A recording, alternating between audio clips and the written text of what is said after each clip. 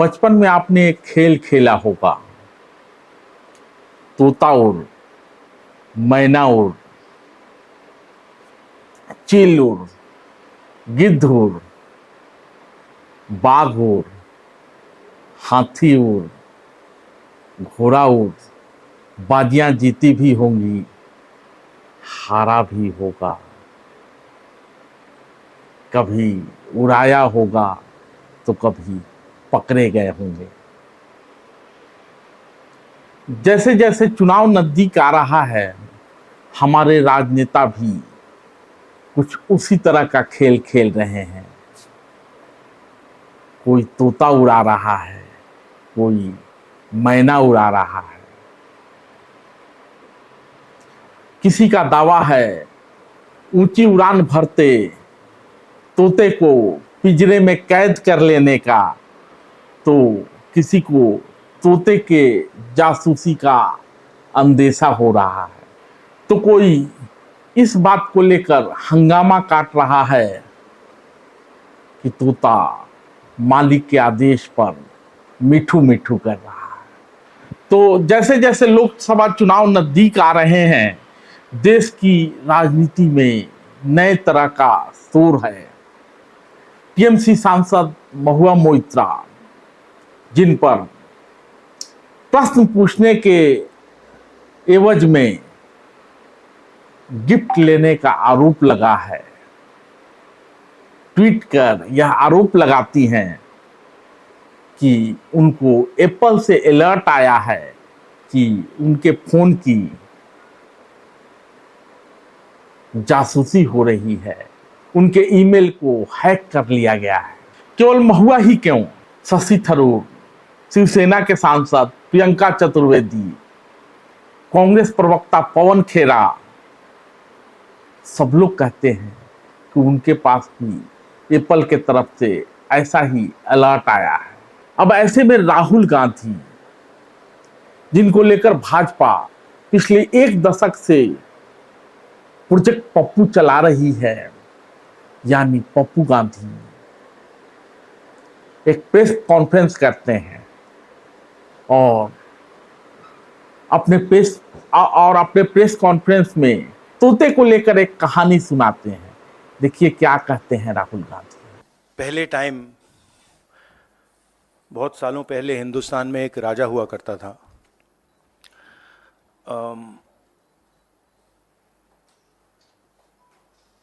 उसके खिलाफ सारे लोग खड़े हो गए थे। पूरी जनता, सारा का सारा ऑपोजिशन उन पर आक्रमण कर रहा था और वो टेफ्लॉन जैसे थे। उन पर जितना भी आक्रमण करो कुछ होता नहीं था। तो थोड़े साल बाद जो ऑपोजिशन के लोग थे, जो उसको रेजिस्ट कर रहे थे, वो बाहर एक ऋषि बैठा रहता था, उसके पास गए। उसने कहा कि बताइए, हमें बात समझ नहीं आ रही है। हम इस राजा पर 24 घंटा आक्रमण करते हैं, जनता इसके खिलाफ है, कुछ होता ही नहीं है। जितना हम इस पे आक्रमण करते हैं, ऐसा लगता है कि हम गलत जगह तीर मार रहे हैं। तो ऋषि ने कहा, वो काफी नॉलेजेबल था, तो उसने कहा देखिए, एक्चुअली बात क्या है, ये जो राजा है इसकी आत्मा इसके अंदर नहीं है। इसकी आत्मा वहां पे पीछे एक छोटा सा घर है, वहां पे एक पिंजड़े में एक तोता बैठा है। इसकी जो आत्मा है ना, वो उस तोते के अंदर है। उस तोते को जाके आप पकड़ लीजिए, राजा खत्म हो जाएगा। बहुत इंटरेस्टिंग कहानी है, क्योंकि नरेंद्र मोदी जी की आत्मा अदानी में है। तोता कहीं बैठा है, राजा कहीं बैठा है, और बहुत समय के लिए सारी की सारी ऑपोजिशन राजे पे अटैक कर रही थी। मगर असलियत यह है कि राजा राजा ही नहीं है, पावर किसी और के हाथ में है, अदानी जी के हाथ में है। अब कांग्रेस ने भाजपा के प्रोजेक्ट पप्पू के जवाब में पप्पू फॉर पीएम कैंपेन चला रखा है। तो जब पप्पू की तरफ से भाजपा पर सवाल खड़ा किया जाता है तो भाजपा थोड़ा जोर का हमला करती है और सामने लाती है एप्पल का जॉर्ज सोरेस कनेक्शन, और सामने आते हैं हमेशा की तरह भाजपा के आईटी सेल प्रमुख अमित मालवीय।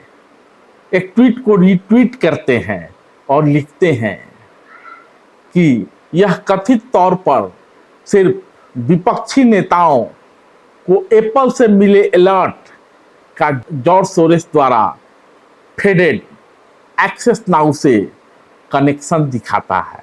एक नाम चर्चा में आया है, तोते की चर्चा हुई है। तोता कौन है आपसे छिपा नहीं है, लेकिन नया नाम है जॉर्ज सोरेस का। तो कौन है जॉर्ज सोरेस, आपको बताते हैं। वैसे तो जॉर्ज सोरेस का जन्म बुडापेस्ट में हुआ था, हालांकि 1956 में वो लंदन से अमेरिका आ गए। यहाँ उन्होंने फाइनेंस और इन्वेस्टमेंट की दुनिया में अपने पैर जमाए।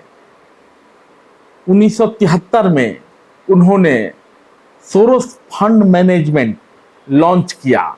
जॉर्ज सोरोस अमेरिका के पूर्व राष्ट्रपति जॉर्ज बुश के सबसे बड़े आलोचक भी रहे हैं।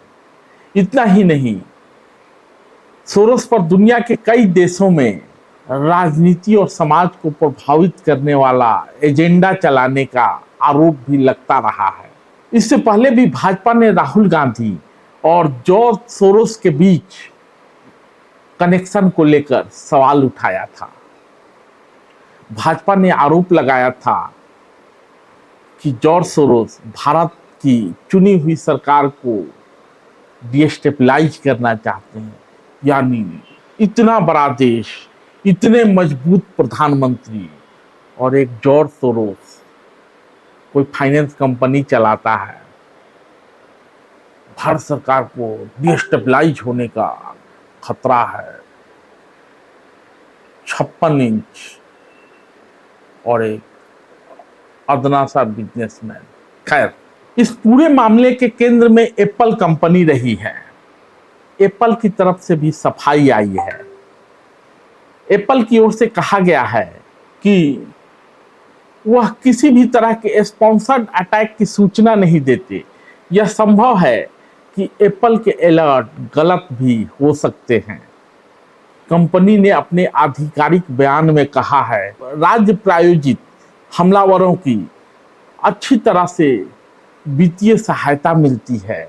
वह ऐसे हमले समय समय पर करते रहते हैं।